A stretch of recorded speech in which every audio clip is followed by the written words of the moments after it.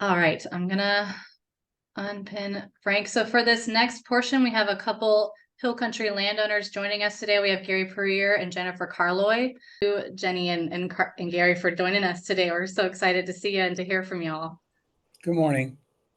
So, as far as our first questions, of course, I would just love to briefly hear some introductions from each of y'all. What's your background in land ownership? How'd you get to the Hill Country, and where are you from? Well, my name's Gary Purrier. I'm from Austin, Texas, born and raised, fifth generation. The ranch we live on was actually homesteaded in 1880. So we've had it a while. And we decided about 5 years ago when we got it into the conservation. And 3 years before that, I was one of the landowners that took 3 years to get one done. With Frank's patience, that we were able to pull it off and get it done. And we were very excited about it. So it was a challenge, but we got it done. Thanks, Gary. Jennifer? Well, my name is Jennifer Carloy, and I am the owner, along with our family. We own Inspiring Oaks Ranch, which is just outside of Wimberley, between Wimberley and Blanco. And we bought the place in 1999 and have been just very fortunate as landowners for, I guess it's been over 20 years, but really the purpose of buying the property in the first place was to find a way to conserve it. So I'm very excited to be part of this webinar, which means that we're participating in a community that we really believe in. Thanks, Jennifer. So, as far as first questions, yeah, we kind of wanted to know how you first heard about conservation easements and what ultimately led you to decide to set one up on your property. So it's kind of a twofer. Well, for us, our ranch is across the road from the Shield Ranch, which is a large conservation ranch in Austin area. That's where I first heard about conservation easements and ranches. And then probably my dad passed away in 2006, and we were actually going to sell the ranch. We actually were going to, it was one of those things where I was the one taking care of it. My mom had remarried and moved to Austin, and it became just another thing to take care of. And we actually had it up for sale, and it actually sold. And then it didn't go through in 2008. And I decided out of, I guess, seller's remorse that we would never put it up for sale again. So then I was introduced by a friend of mine about conservation easements, which I knew nothing about except for the ranch across the road from me. And we started exploring it, and that's when I met Frank. And the process started of a conversation, and I learned all about how it works and preserving the land. And because we've had it for so long, it's one of those things you can't ever get rid of. You've got to hold on to it, give it to your kids, and they give it to the next group, as another lady spoke about earlier. And so for us, owning it now 143 years in one family, held by my great great grandfather who actually homesteaded it, I made it a mission to preserve it. And so that's what we're doing. Thanks, Gary. So we got interested, I guess from the get-go, we were interested in preserving the ranch. I think the idea of land ownership and preservation really, in a way, kind of came from my upbringing. We, of course, obviously didn't own the ranch for over 100 years, but I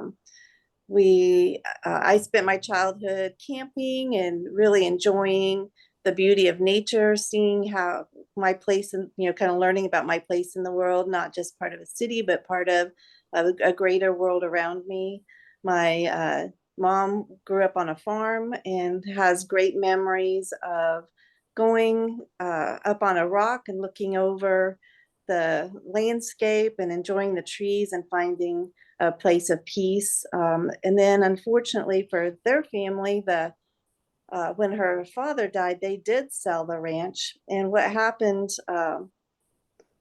after that is that over the course of many years, all of my mom and her siblings, they kept wanting to go back to that farm that they grew up on and bring their children. And I think kind of the story of regret of losing the ranch, I think, is part of what uh, gives me the idea of maybe a generational ranch is something that has value. And the appreciation of camping and being out in nature, the value that brings to me and to just anybody that gets to go out hiking and enjoy what's already there, that we don't have to create, that's already created for us to enjoy. Those are the two kind of propelling reasons to conserve the ranch with a conservation easement. Great. Thank you, Jennifer. As far as other questions, a big question that we had was, what kind of benefits have y'all seen now that you have an easement on your property? I know Frank kind of mentioned some of the valuation benefits and tax benefits, but what have y'all seen personally since you started this process? Well, I for guess us, for me, the biggest benefit has been the partnership. And that's something that Frank has mentioned, and he's put it in the context of it being a very beneficial experience. And that is exactly how I've experienced it, is that in the process of putting the conservation easement on the property, doing the baseline report, I learned so much about the property. I was gratified to hear, oh, there's a lot of native grasses here. And I really wasn't aware of all the names of everything. So just being around professionals, people enthusiastic about conservation, and people that are knowledgeable that I can learn from, I think that has been just very gratifying. It's a deeper partnership with your own ranch, I guess, if you when you get to know it in a deeper way. In addition to that, the baseline provided us partnerships with some people that have gotten involved with caving, and we have opened our ranch up to some Montessori middle school students who ended up discovering, with the help of the baseline report, saying, well, here's where we think a cave might be.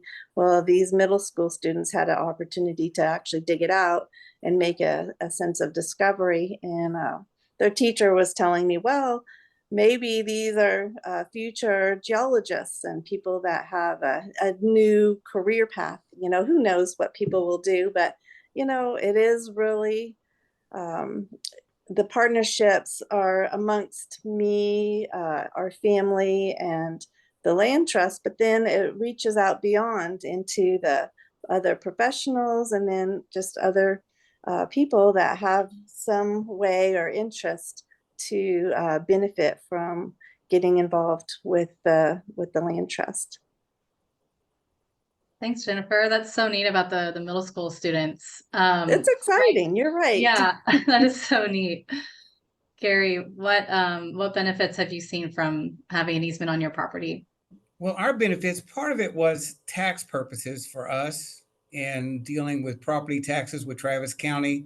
It made a difference putting it into a conservation easement, because there's structures on it where before, if it wouldn't have been in a conservation easement, there would have been higher taxes to be paid on some of the structures that are on it than if it is in a, because we argued the point with Travis County that it is in a conservation easement. You actually have to sometimes go see them and sit in front of them to get that across to them that it is in a conservation easement. So there's not that tax value there, because there's a house that's in it the ranch house, our ranch house is in the conservation easement, and it was a separate 1 acre tract of land, or 1 acre tract of land with a house on it that had tripled in value because the home was not a homestead anymore. It was actually just a ranch house. Well, the property tax value on it like tripled in like 2 years. And so you had to go back and argue the point of it. You can't sell it, so it's not worth as much. And so they were willing to work with us on that. And then there's the land where Rachel comes out and helps me see things that I'm doing wrong or right that I need to correct. And so, but it gives you, I learn a lot from her when she comes to visit with me, just what we actually own that you really don't think about until I actually start to have it brought to your attention, what the land stewardship is, because we run ours as a ranch. And so, what the actual value of that property is and the views that are around it. Thanks. So yeah, we've got a couple different perspectives where we have Jennifer is talking about the perpetuity of the land and the benefit that she's receiving from protecting this land. And then Gary also, is getting that benefit and the tax benefits from an easement. So there's a lot of different perspectives and a lot of different reasons for entering an easement. I know we kind of touched on this with the benefits, but what's life like with an easement in place? Frank joked about helicopters, what's changed? What have y'all noticed has changed? Are there anything that's better, anything that's worse? Well, in the beginning for us, it's one of those things whenever we entered the agreement, you still think, at least I did, you still think that you run it like you did before. And there are then the do's and the don'ts that you're supposed to do and not do. And so, but what you learn to do over a period of time is nurture it like a child and watch it grow and realize that if you don't do these things, all you're going to do is you're going to have a photo of it and then it doesn't exist anymore. So you want to try and hang on to that for as long as you can. Thanks, Gary. Jennifer? Well, basically we had a similar experience, and there's nothing wrong with having somebody hold you to your values. It is sometimes you can start fantasizing, oh, I could put a little cabin here, or I could do this or that. And it is, when you love the land and you're excited about it, and then you start thinking about ways to develop it, Rachel or whoever you're working with in the land trust can say, hey, that's not the point. Remember, you were conserving this place. And in the long run, that is exactly what we want to do. So just having a partner that is enthusiastic, but also legally binding to ensure that you are living up to your own values. There is actually a benefit to that. Thanks, Jennifer. So my last question, and an important question, especially for landowners considering entering an easement, is what advice would you give to a landowner considering entering an easement? Jennifer, we can start with you. Well, it does take a while, and it is time well spent. So not being in a rush, I think, in the long term is a good approach. Engaging your family can be a benefit, because especially the next generation, if they're old enough to be engaged, they are if they are the next owners of the property, they'll be you need to have them at least involved with the idea of the point of the conservation easement. And I think the idea of trying to plan for in perpetuity, that does take time. And I think it's a very valuable time well spent. So it's very meaningful to think about these questions. And but I would allow yourselves to to go through the whole process of thinking things through. Thanks, Jennifer. Gary, thoughts? Well, for our family, I have 4 daughters who probably you never can get all 4 daughters to ever get along. So we and my sister never had children. So the way our family trust is set up, my 4 daughters would inherit the ranch. So the choices were either sell it and divide the money or preserve it. So I chose to preserve it, and they didn't have a choice in the matter. And figuring that's the way to protect the land for long term. So whether they sell it to the next person that wants to own everything that we put in our conservation easement, which is how it was designed, or they decide they want to keep it. I know I did one thing. I kept the land intact, which is what my father would have wanted. So that was very important for me. Great, thanks. Any other little tidbits, pieces of advice I might add? Just enjoy your land if you own it. Either way, whether you put in a conservation or not, take care of it. I would agree with that. That's a great final note there. Well, Gary and Jennifer, I want to thank you so much for taking the time to join us and give us your perspective.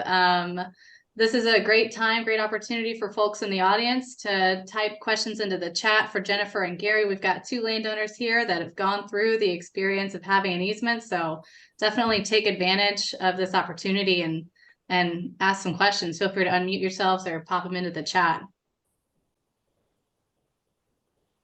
I'll ask one. I'll ask an inflammatory question of Gary and Jenny. So you said a lot of great things about conservation easements. What's the hardest thing? The hardest thing, wanting to do more, but not having enough time. I can't help that. Yeah. No, I know. I know that feeling.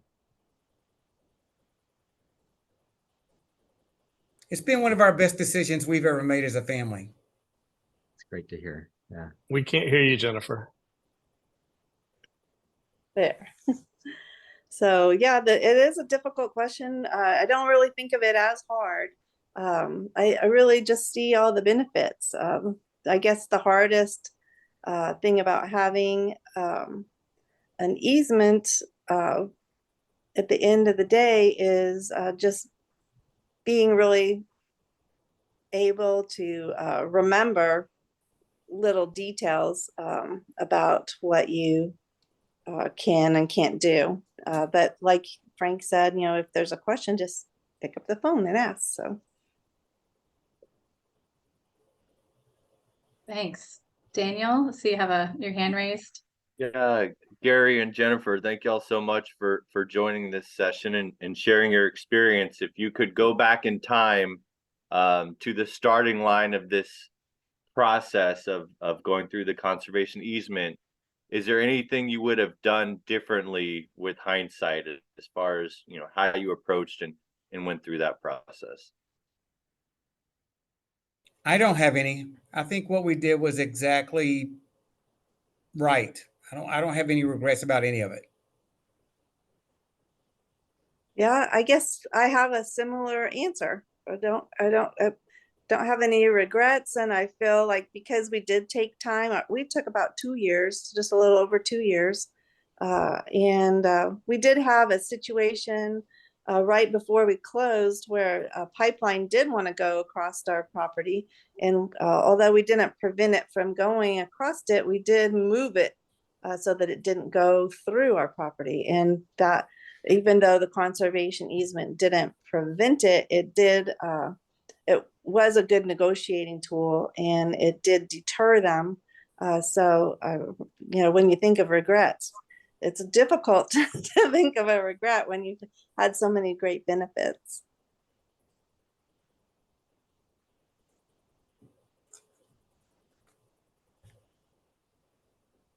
I think that speaks back to the dating metaphor that Frank had. There's both these landowners are very happy with their easements, and I think a big part of that is finding the right land trust partner, the right partner to carry that easement and partner with you on that.